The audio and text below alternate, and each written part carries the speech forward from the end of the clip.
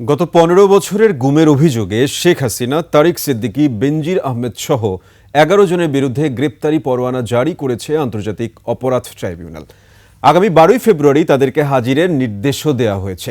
বিচারপতি গোলাম মর্তুজা মজুমদারের নেতৃত্বে ২ সদস্যের ট্রাইব্যুনাল বেঞ্চ এ আদেশ দেন।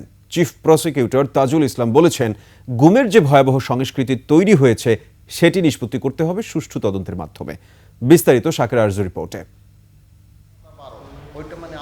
২০১৬ সালে রাজধানীর মিরপুরে নিজ বাসা থেকে গুম করা হয় ব্যারিস্টার মীর আহমেদ বিন কাশেম আরমানকে। সেখানে আয়নাঘরে দীর্ঘ ৮ বছর গুম করে রাখা হয় তাকে। ৬ মাসের এবং ৩ বছরের বাচ্চার সামনে, তার বোনের সামনে তাকে নিয়ে যাওয়া হয়েছে। আরমানের মতো ১১টি গুম হওয়া পরিবারের সদস্যরা অভিযোগ জানাতে আসেন ট্রাইব্যুনালে। পরে চিফ প্রসিকিউটর তাজুল ইসলাম বলেন, গত ১৫ বছরে ২০০৯ থেকে ২০২৪ সাল পর্যন্ত সংঘটিত হওয়া বলপূর্বক গুম, হত্যার ঘটনার বর্ণনা তুলে ধরেন ট্রাইব্যুনালের সামনে। বাংলাদেশে একটা ভয়ের সংস্কৃতি চালু করা হয়েছিল যে অস্ত্রের মাধ্যমে, সেটার নাম হচ্ছে গুম এবং আরেকটি হচ্ছে ক্রসফায়ার। সাদা পোশাকধারী বলেন বা পোশাকধারী বিভিন্ন বাহিনী এসে তুলে নিয়ে যেত এবং তারপর তারা কোনোদিন আর ফিরে আসতো না।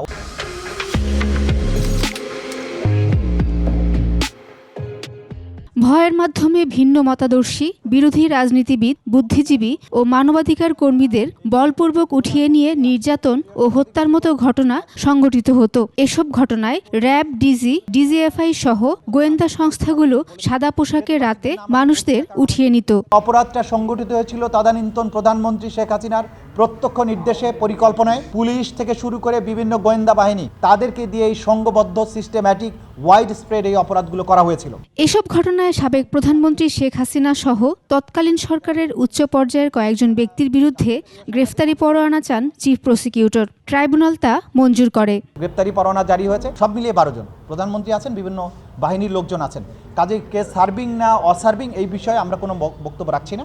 গুম কমিশনে ১৬৭৬টি অভিযোগ জমা পড়েছে। এর মধ্যে যাচাই বাছাই করে ৭৫৮টি অভিযোগ চূড়ান্ত করা হয়।